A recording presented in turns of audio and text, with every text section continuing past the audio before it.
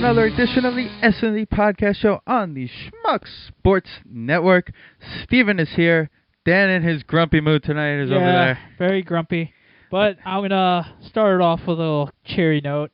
We have a fun-packed show. You just listened to Submission by Division 1.1.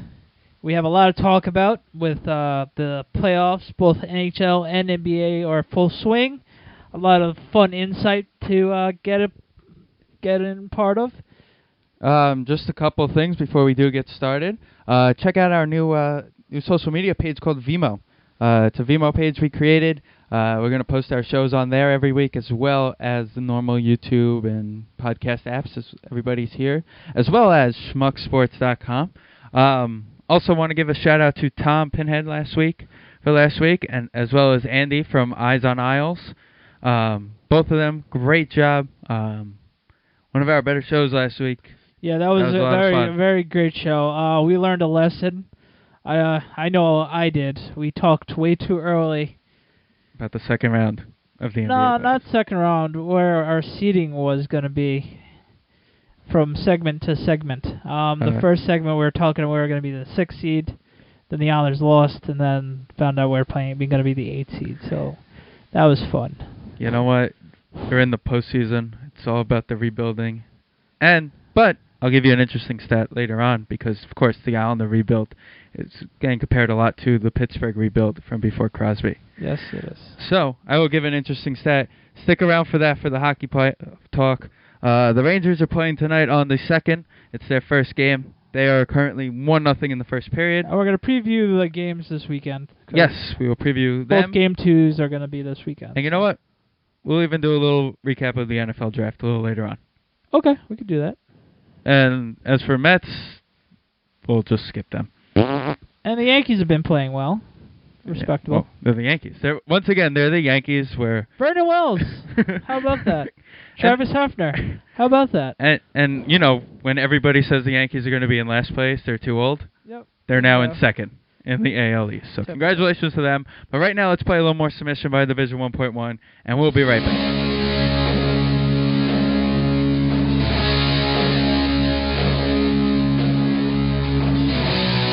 Welcome back to another edition of the S&D Podcast Show on the Schmuck Sports Network. Once again, that was Division 1.1 with Submission. Check them out on all social medias, including iTunes, Amazon, cdbaby.com, ReaperNation.com, and Division1, the word point, 1.com.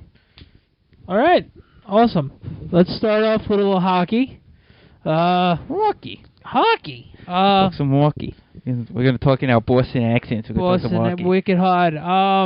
So the Islanders threw a clanker last night, huh? I'm okay with it.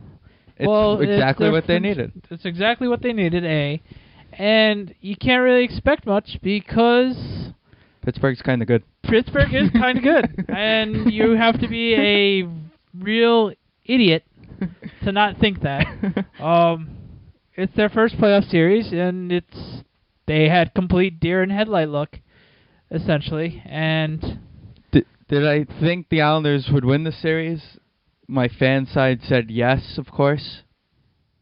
But reality was that we wouldn't.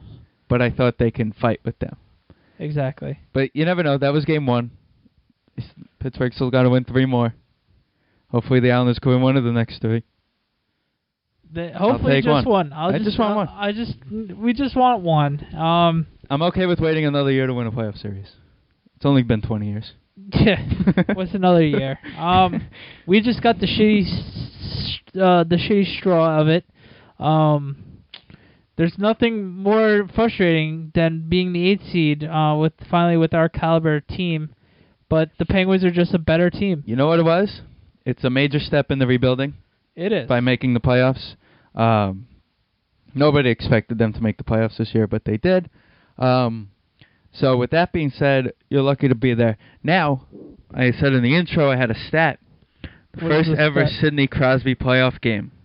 Yes, go on. They lost 6-3. They were down 6-0 after 2 periods. Wow. Yeah. Basically, Ottawa gave up in that game. I believe they were either the 7 or 8 seed in that series also. Gotcha. So, if we're going to keep comparing it to Pittsburgh Penguin rebuilding stage, the Islanders are exactly where they should be. Yeah. In 2 years, we're winning a cup. Hopefully. let's win a playoff game. Let's think about this. Crosby's first playoff series did not include Evgeny Malkin. He was still in Russia. Mm-hmm. So the next year, he gained Evgeny Malkin. So hopefully Ryan Strome will be our Evgeny Malkin. Well, we can only hope. That'd be nice. Anyway, let's take it a game at a time. Let's be fair. But you know what? It's all about the experience in the postseason, especially in the NHL postseason. You could play 100 games. Never mind, I take that back. You could play the last 20 games all having to deal with the playoffs, all playoff teams, all playoff intensity in the regular season. But once the puck drops for game one in the playoffs, it's a totally different beast. Totally different beast. It is 100%. It's like any top seed.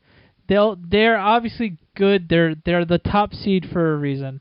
And they're deep, the Penguins. And they are very deep, and they're finally clicking on all cylinders. Granted, they were the whole season, but now they really are because it's playoff time, and that's what great teams do. They don't lose to the 8th seed in the game one. They absolutely 9 out of 10 times dominate and take care of business, and the Penguins took care of that business 5-0.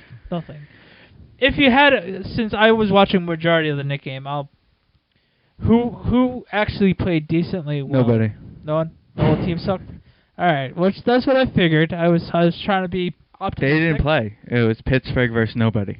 Okay, that's what I figured. And you know what? You know who played the best game? Kevin Poulin.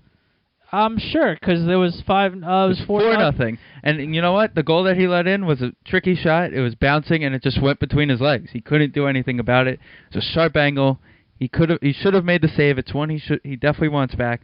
But you know what? He played the best game, which is great because next year he has that experience now. Yeah, definitely. Next year is going to be interesting.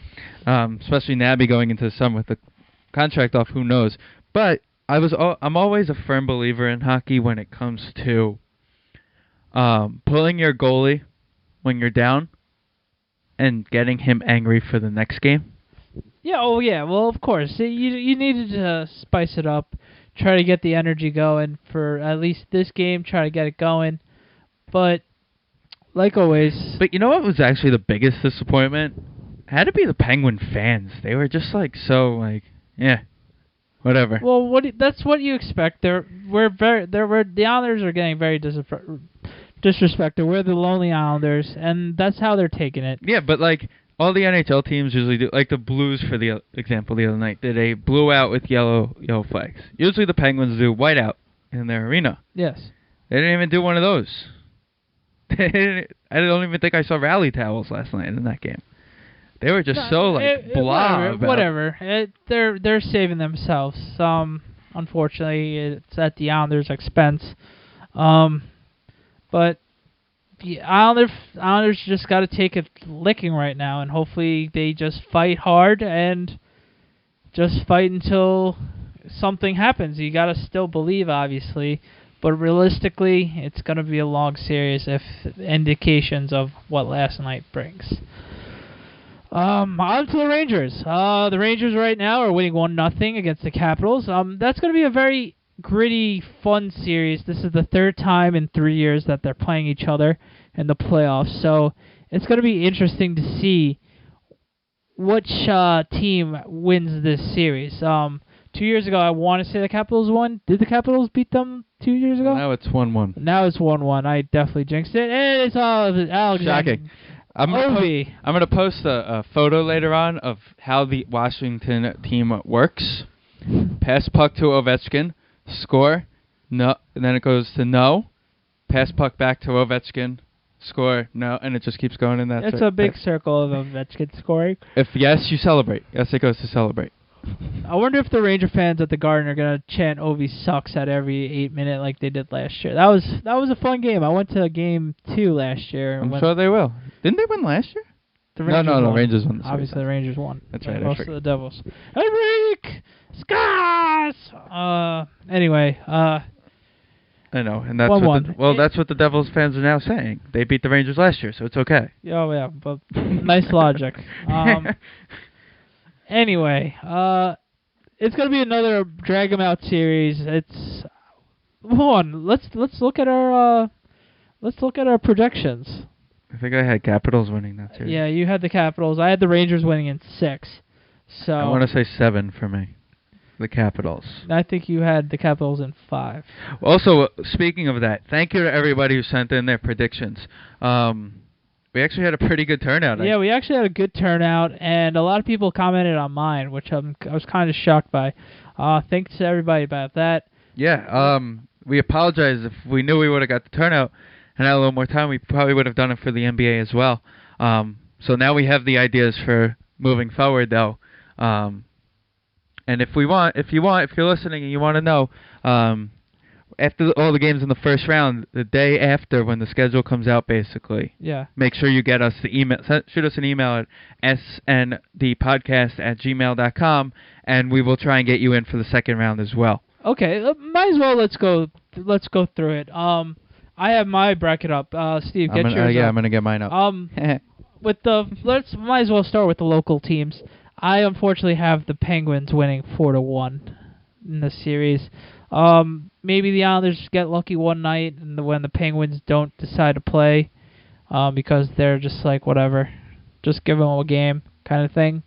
That's the only way the Islanders are going to win. Hopefully it's on the home ice on Sunday. Islander fans definitely need something to go out with a bang with. And hopefully I said 4-2. So yeah, you gave the Islanders 2 wins. All right. I said it's going to be a 7-game series with the Bruins and Maple Leafs. Tradition. I have the Bruins winning. I like the Bruins a lot. It's just original 6 matchup. 2 rivals just going to beat the crap out of each other.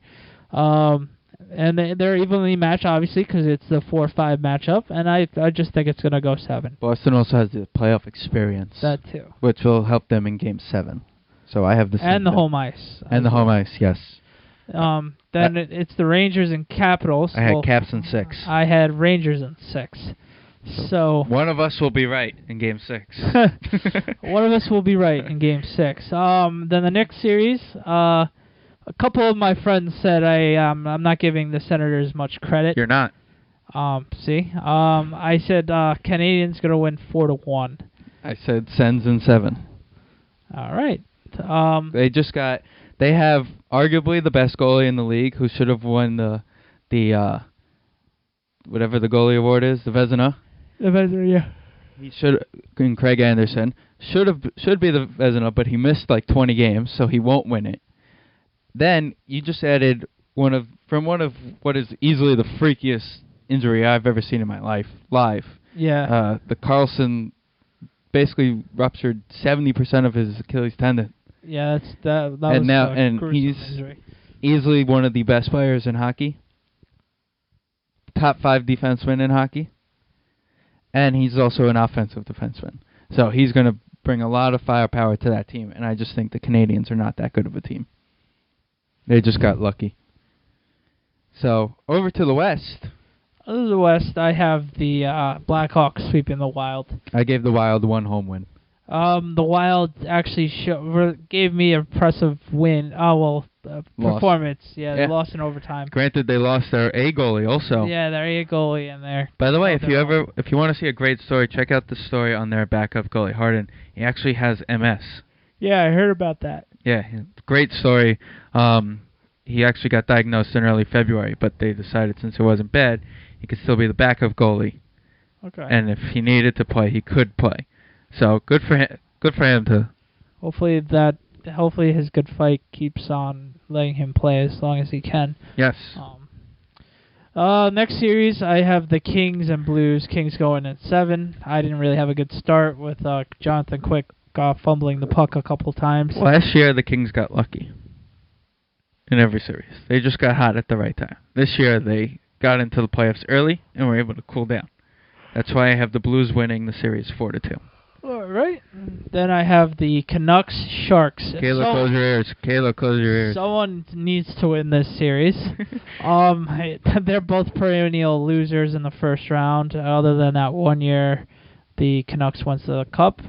I have the Canucks winning 4-2. Granted, the Sharks are winning the series 1-0. So this is why we can't let you go to Islander games till next year, so Kayla doesn't jump you. It's okay. What do you have? The Sharks winning? Yes, 4-3. I don't trust Luongo. Nah. And then would you imagine if Luongo was still an Islander? Yeah, then we would just suck in the playoffs every year. I'd take that. Better than the DiPietro. Yeah, but then you wouldn't have Tavares. You may not end up having Tavares. Yeah, I know. Well, that was 10 years ago. And didn't you have a Mark Farris jersey? No, I didn't. No. No, Oleg Kavasha jersey. Somewhere. Oh, yeah, of course. I know my friend Jeremy is a big Oleg Kavasha fan. He is the only person on the pitch here. Ugh. Lazy Russian. Anyway, last... Russians? Lazy? What? Anyway, last but certainly not least, Ducks or Red Wings. I have them... Bore. What? I'm going to call that the boring series. Yeah, it's weird seeing the Red Wings being the 7th seed. And I'm going Ducks winning 4-1. Yeah, so. I have the same thing on that one. Yeah. We will go round by round, just like we are doing with the basketball one. I just think the Red Wings just got lucky. I don't think Jimmy Howard's that good. Granted, they just gave him a big contract. But anywho, they do still have Pavel Datsyuk, who is by far one of my favorite players to watch in the game. Pavel Datsyuk. Yeah, he's a specimen. That's very awesome to see. And the Red Wings are the Red Wings, so I'll probably be wrong. Yeah, they are the Red Wings, which is one thing that is a scary thought. So they can get hot and just be the Red Wings and be like, hey, we're better and have more experience than all of you. Pretty much. The hockey playoffs are in full swing. And I am excited. They are my favorite playoffs. All right, well, before how excited are you for Sunday? Oh, I am ecstatic. But I hate Long Island because of stupid marathon. Well, they didn't expect the Islanders to be in the playoffs. They didn't expect the first week of May to have a playoff game. That's right. That too. So it's May and the Islanders playing. This is the first time that I can recall that it is May and I'm going to watch Islander hockey. Yeah, that's great to see, but don't matter because it's still the first round. So, yeah, that's what I got to say to you. Whatever. It is what it is. Obviously, they've had the marathon in a year in advance. It was just poor scheduling with the NHL. So, you know what? The NHL's got to promote the Penguins like always. If the Penguins aren't on national TV, the NHL doesn't have national TV games. That's what it comes down to. Pretty much. But it is the NHL playoffs. I love the NHL playoffs. Islanders win or not, they're easily my favorite postseason. It's absolutely my favorite postseason as well. Maybe other than football, but I'm a football homer, so. You know what? Football's. I like the one game playoff, and it's do or die. It's pretty much Game 7 in every game. Right, which is awesome. But the NHL playoffs. It is the grittiest, and that's why I love the NHL playoff. There's nothing beats it, and just the tradition and the playoff beards. And I'm keeping my playoff beard for the whole playoffs, regardless. So let's have a beardathon. Show us your playoff beards, and let's make a contest out of that. Can we do a weekly Instagram photo of your playoff beard? Sure. I'm gonna obviously have to keep it trimmed because I am working, so it's not gonna be like bushy. I'm gonna try to keep it as trim as possible, but it will be it'll be clean cut, but there'll be a beard there. There will definitely be a beard there, and you can make fun of my ginger beard, so it's gonna be fun. Are we gonna have a too much ginger chant like we did that one hockey game? Probably. Shout out to Pat for that. Yeah, that was me though. Too much ginger. The ginger was yelling too much ginger. Yeah. Well, I'm half. I have a half a soul. Pat has 0. So, anyway, that's poor hockey. Pat. We just made fun of Pat. It's okay. I love you, Pat. It's okay. Anyway, that's the Islanders. And the Rangers. And the whole NHL. Steve, it's tough to get excited for this tough matchup It is, but you know what? It's easy to get excited because it is the postseason. It is the postseason, and we haven't seen them play in 5 years, but tough straw. And you know what? Worst case scenario, we're down 3-0. We put Eric Bolton on the ice and just let him go Trevor Gillies style on everybody. Okay, that would be fun. What's the worst case scenario? He gets suspended next year? Ooh. He plays 4 minutes a game anyway. Yeah, it doesn't matter. So, let's go Islanders. Let's win one game. Keep fighting. Please prove me wrong, please. Hopefully next Thursday we will be recording during Game 5. Hopefully. SND Podcast is no way affiliated with, associated with, produced, or endorsed by the National Hockey League or any of its affiliates.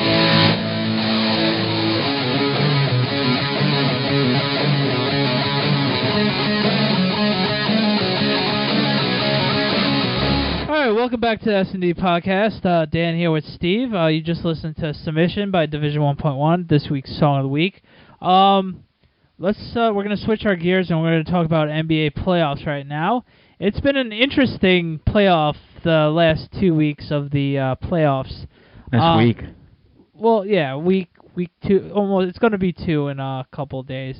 I am very frustrated as a Knicks fan.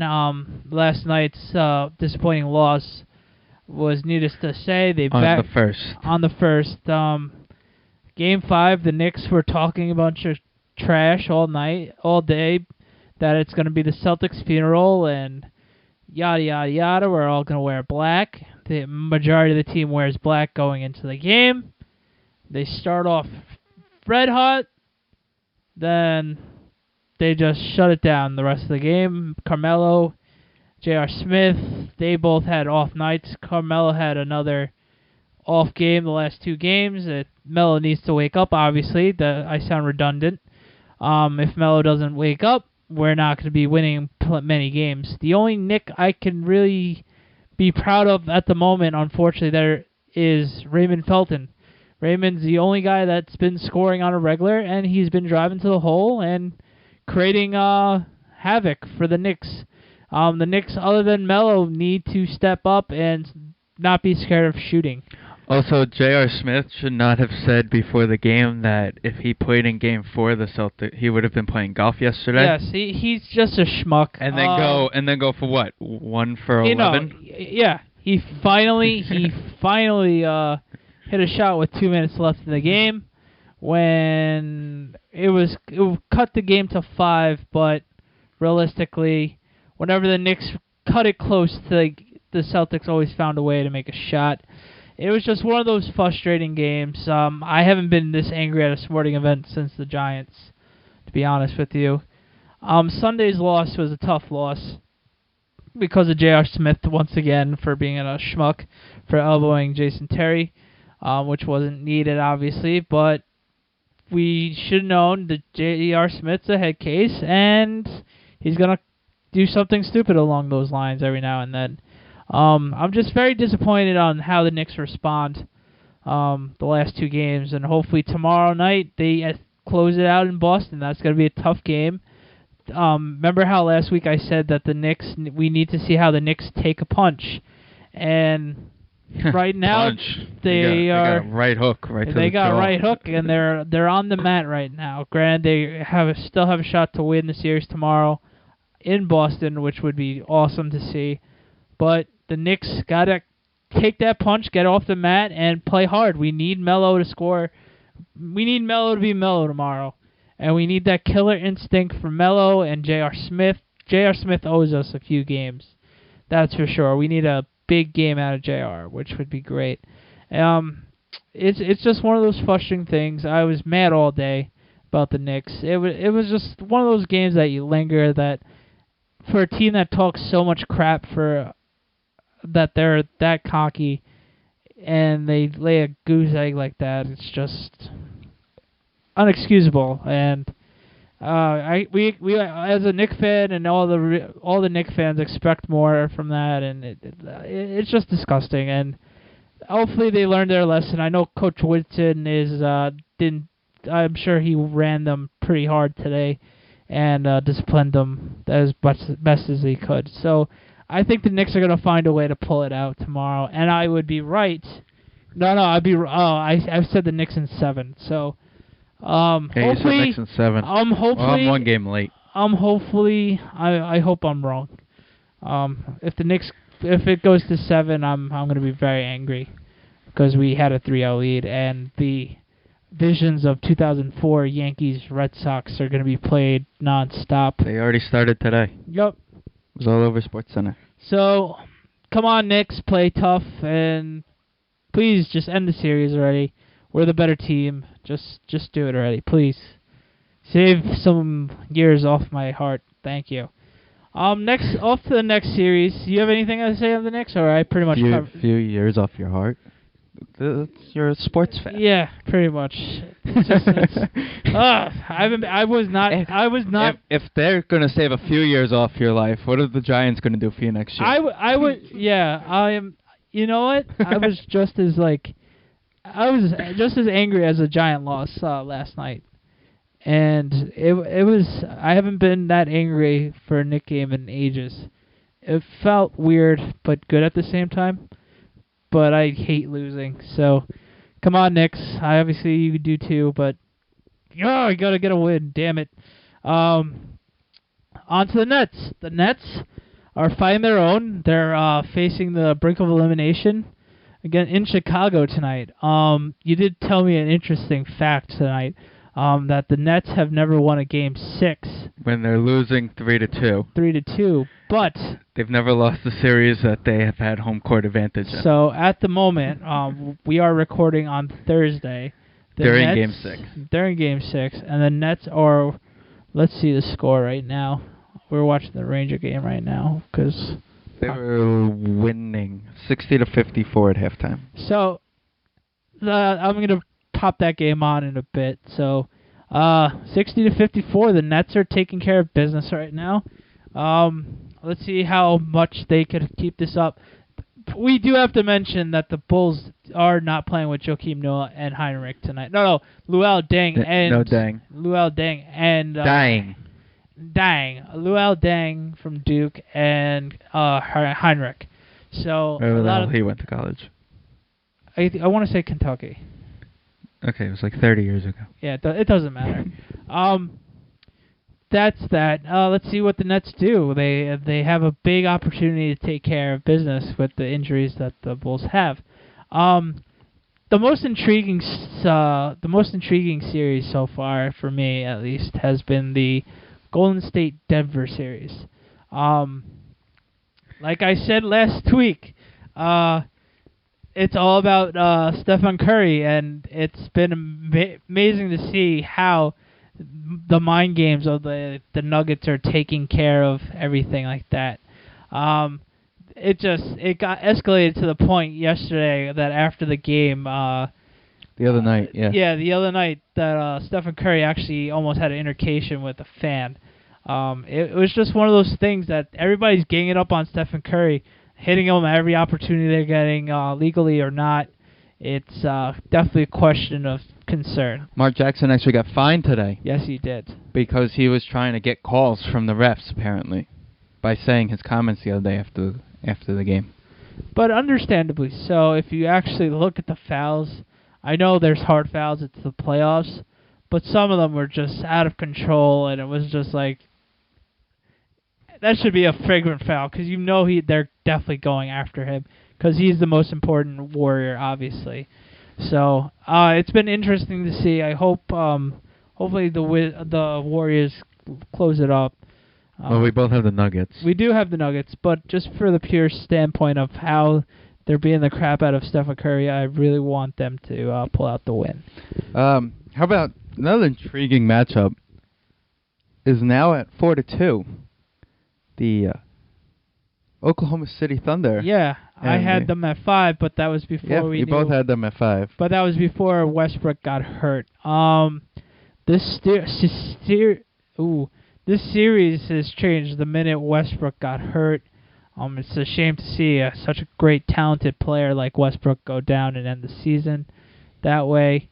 The scariest thing is that Kevin Durant is actually running them. Oh, well, you assume that. He's a top 2 player in the game. So they still have a shot of obviously going to Obviously, they have a shot of going to the NBA Finals because they have Kevin Durant. I think they lost their shot when they lost Westbrook.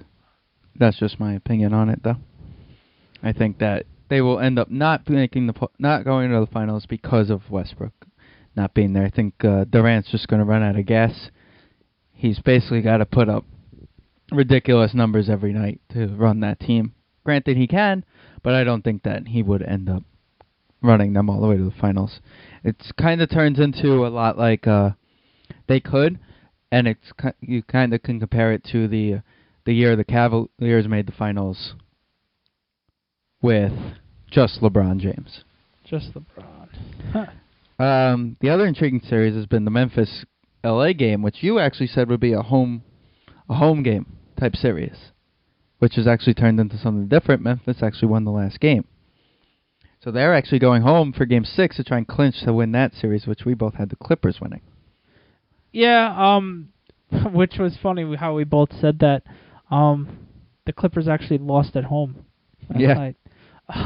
But I still think it's going to be a 7-game series, and the Clippers are going to find a way to pull it out. So, I don't know. It's been a fun NBA playoff so far. 2 series that already wrapped up. Obviously, the Heat took care of the Bucks, like we said last week, and I called the Lakers getting embarrassed, but I gave them a win. So thanks. They got swept, embarrassed. I don't know. I don't like the San Antonio age bothers me. But you know what? Now that Westbrook's out, you kind of think that San Antonio could make the finals.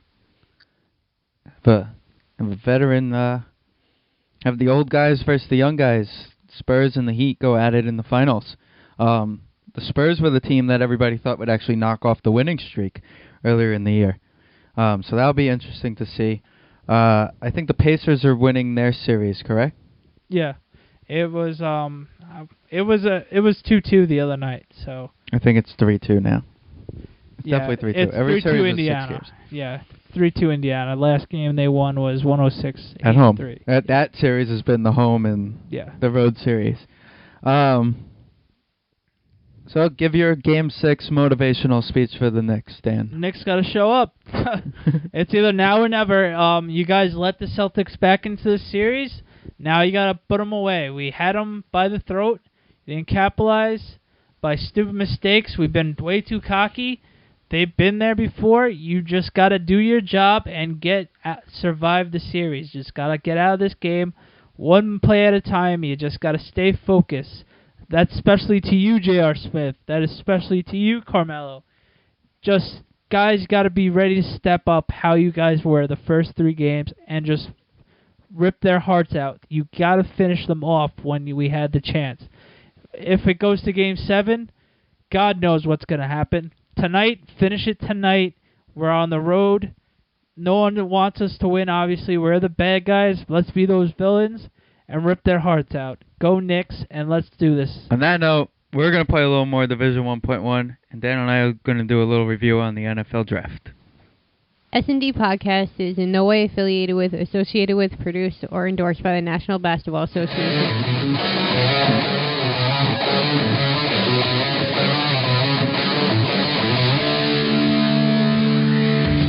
Welcome back to the S&D Podcast show on the Schmuck Sports Network. Steven and Dan are here, and we're going to review a little of the NFL Draft for everybody. We're going to start off with the local team, so why don't we start off with the circus?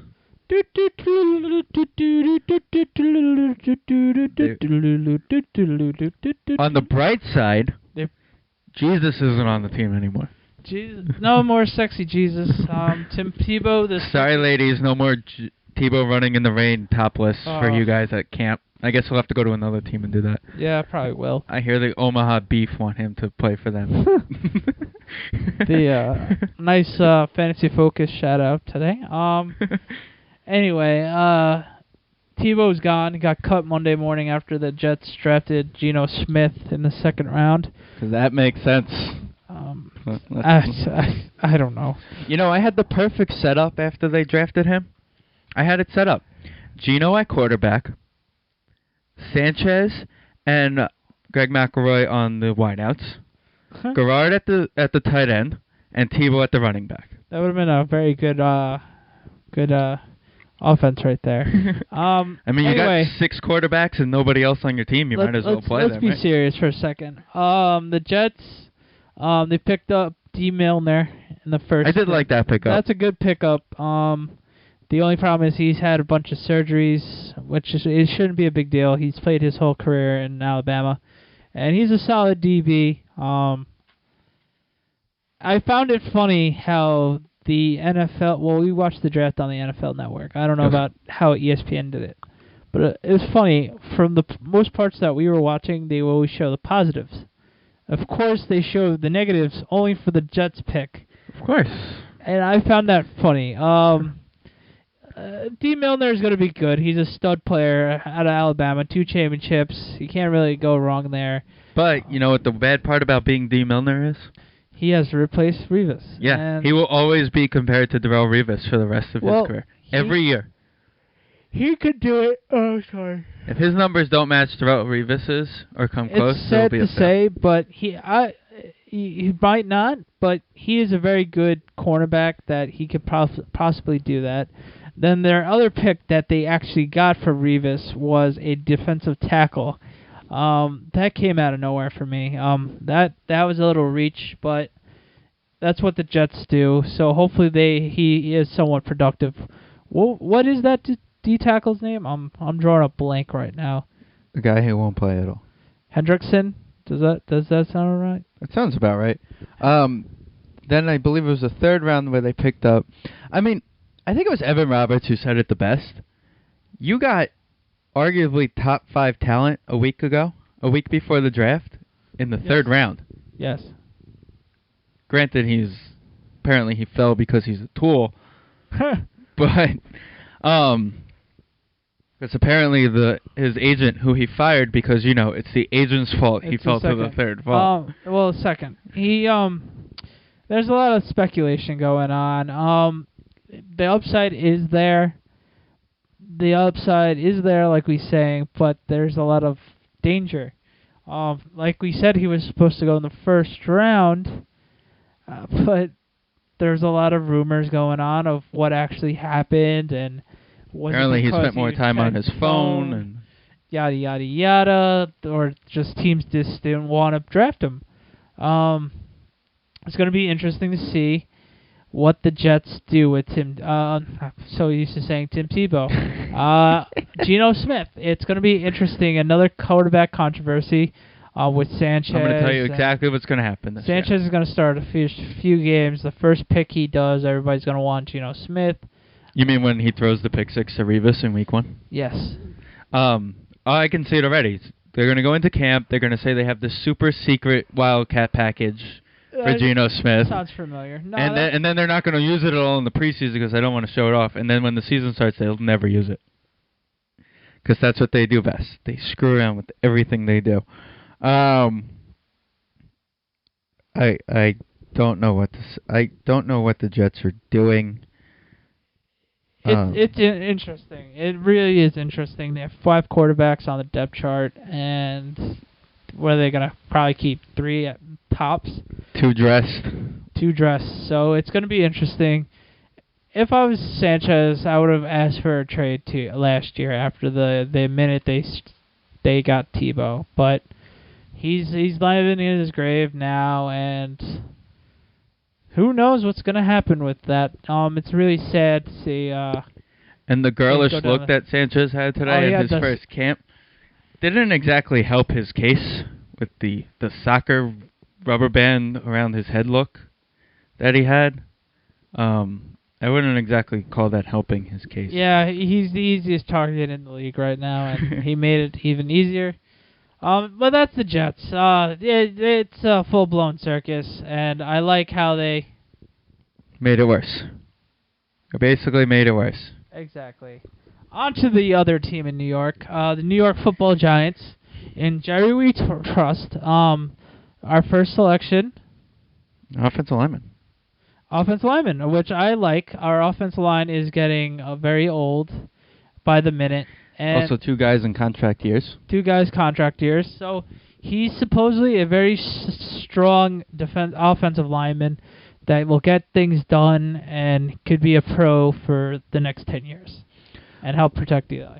I'm going to make the case, by the way, right now, that the Nassib pick was actually very good.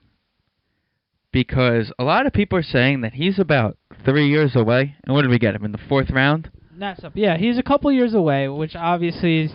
It's kind of like what the Patriots did with Ryan Mallett. They drafted a guy who, right before the draft, people were talking high on him, first round talent, going to have a lot of talent.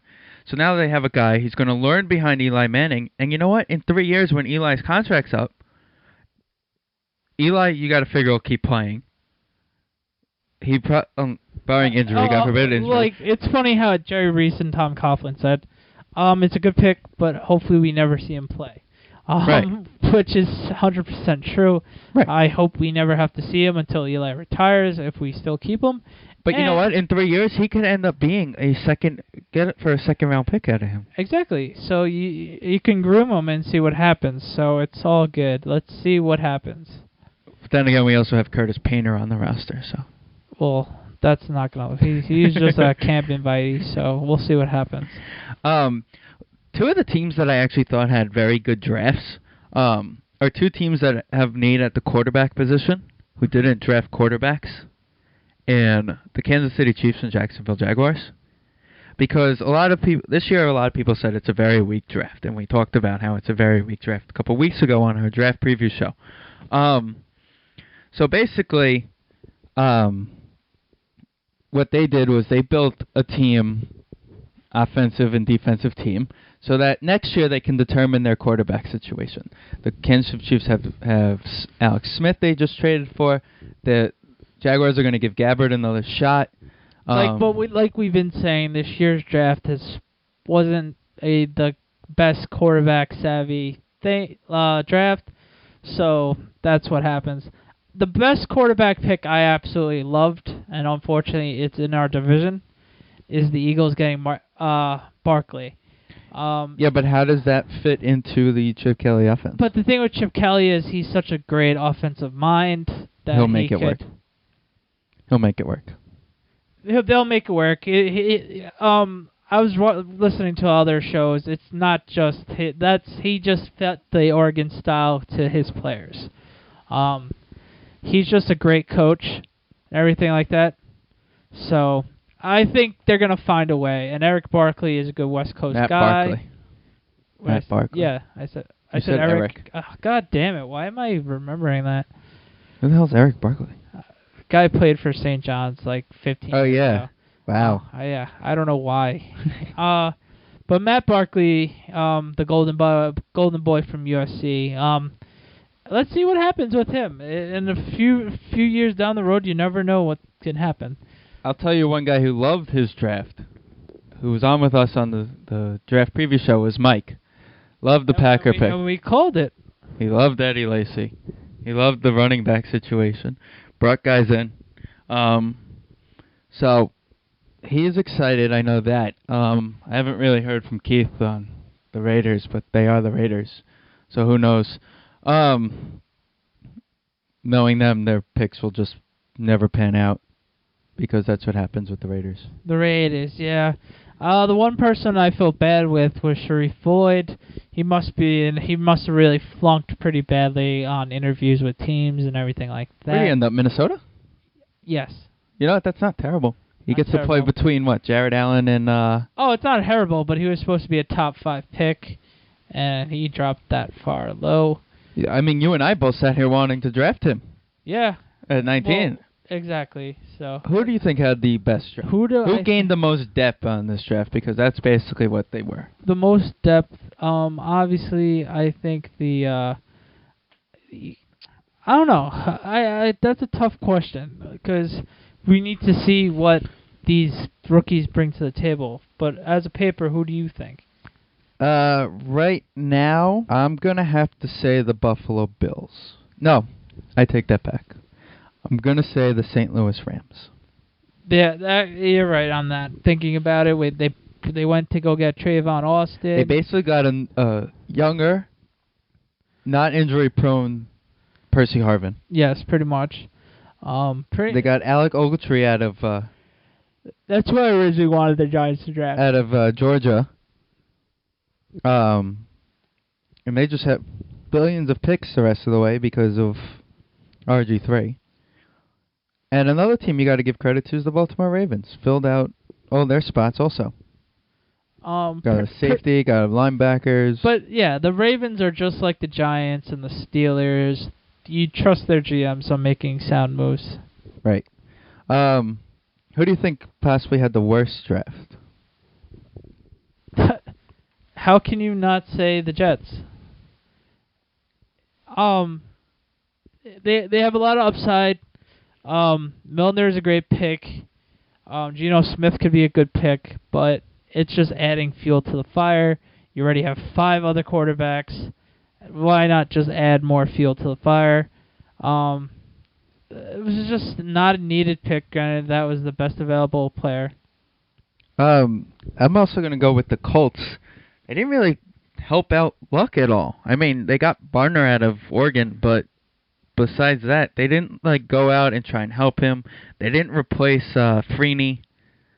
So they're going to be an interesting team to watch. The NFL is minicamp's open in the next couple of weeks. Yeah, I'm excited. Finally. Especially since we're going straight from hockey and basketball straight to football. Unfortunately, yes. Woo, Mets! Let's go Mets. Anyway, that was our NFL draft. That was our review of the draft. It was a good. Check out the draft review show. It was a great show. It was a good show. Most of us were right, other than the Raiders pick with Sharrif Floyd with all of us. But well, that was not our fault. They traded it. They're the Raiders. The one funny, well, not funny. The crazy thing was it was so Patriots. Patriots had Joe and Druzy present with the Boston Strong jersey, and then they trade their pick. I just that was so Patriots. Obviously they'd rather get more draft picks. That's just what they do. It was just funny. So check out our draft preview show from a couple weeks ago, and make sure you check out all of our upcoming shows as well. So let's play a little more Division 1.1, and then we'll come back and end the show. SND Podcast is in no way affiliated with, associated with, produced, or endorsed by the National Football League or any of its affiliates.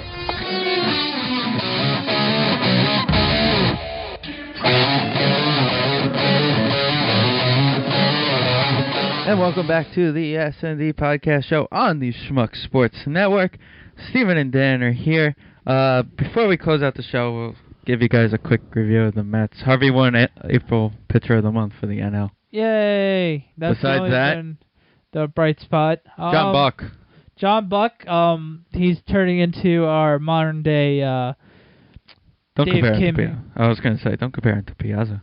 Oh no, absolutely not. Our modern day Dave Kingman. Every now and then. The bright side, the greatest part about that is if he keeps being hot, he's going to be great trade. Great trade bait. I'm hoping to see Wheeler coming up soon. Everybody else sucks. It's actually funny because I was talking to our friend Tom, who was on the... Jordani Valespin's the man right now. He's always the man right now. He's always the man. Everybody, if you don't follow him on Instagram, he has a lot of selfies. Oh my God! I actually sent Tom his last tweet last night. Bless him. No, God bless everybody else. God bless him.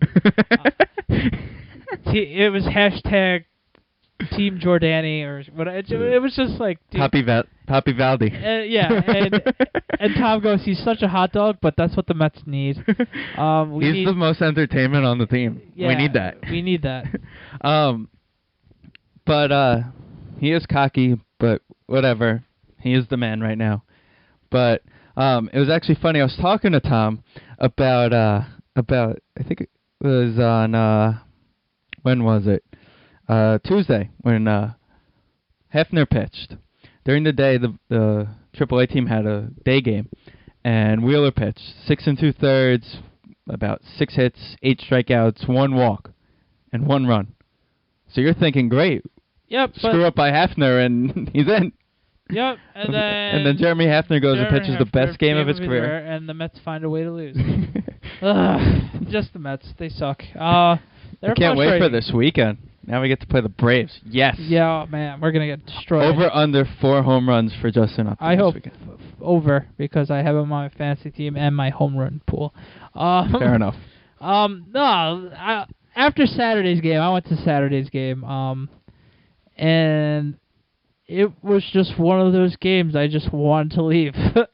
It was, if I didn't have amazing seats, we would have left a lot sooner than we did. I went on Sunday. And the same feeling. No, because I sat in the Promenade Club and watched the Knicks game. Okay, fair enough. So, pretty much the same feeling. I was there, but the tailgate party was cool. We had grilled salami. It was pretty good. Oh, that's nice. It was good. That was fun. On to the Yankees. The Yankees keep slugging away. Goddamn Yankees. Goddamn Yankees.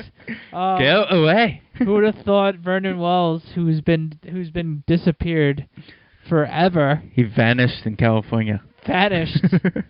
He's come back to life with the Yankees. So Yankees, good for them.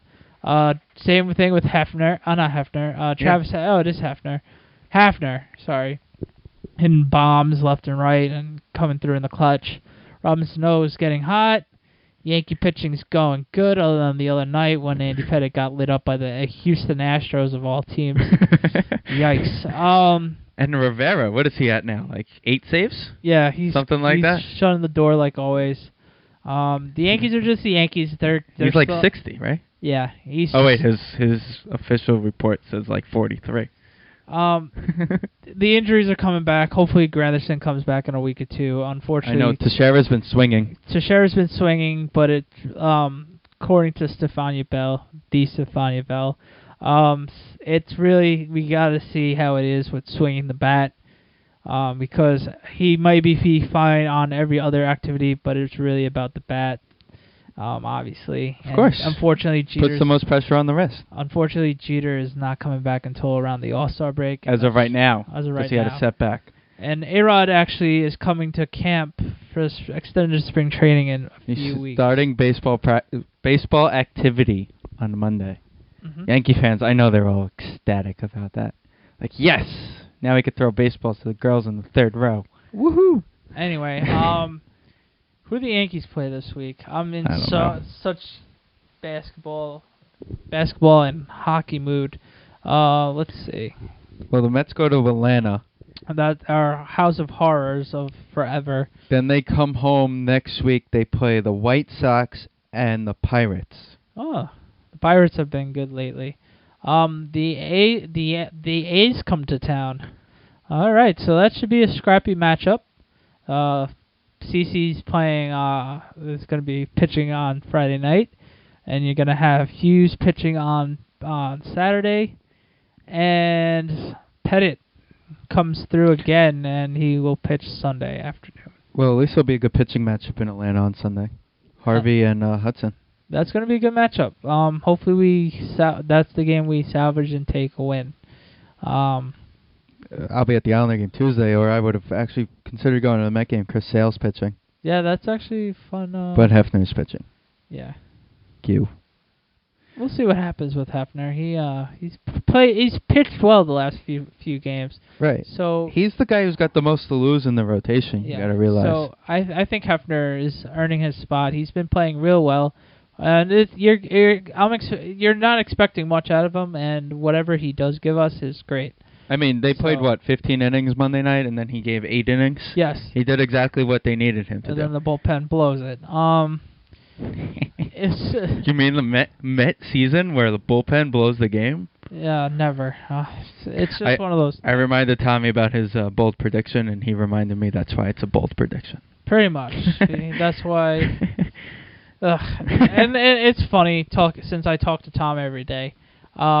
He bitches about Tom Collins' decision making in the bullpen, which looking at it now through his viewpoint, he is right. Every now and then he just doesn't know how to manage his bullpen, and he gets scared, and he strictly goes with the bullpen.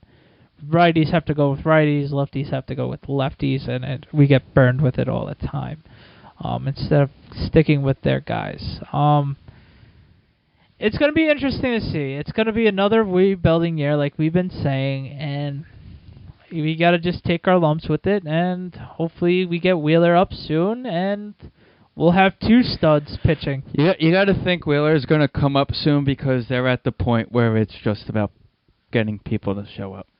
That and Wheeler's getting bored in the minors. So, if he can consistently keep the walk count under 4, he'll be up by the end of the month. But like I've been saying, he's in the West Coast League, and those are notorious hitters leagues. The baseballs carry in those parks. So as long as he's doing his own thing and keeping it manageable, it's gonna be cut down substantially when he gets to New York and other ballparks. So hopefully see him come around soon, and that's all we can hope for is for a better years to come with him and Wheeler. One last thing from the draft review, by the way. Okay. Is you realize you know who the Raiders drafted in the first round? Who? DJ. Yes, DJ Hayden. The guy DJ Hayden, yeah. Great story. Only the best for him. Unfortunately, he plays in the black hole. Poor guy. But hopefully he'll have a good time and he'll have a good career.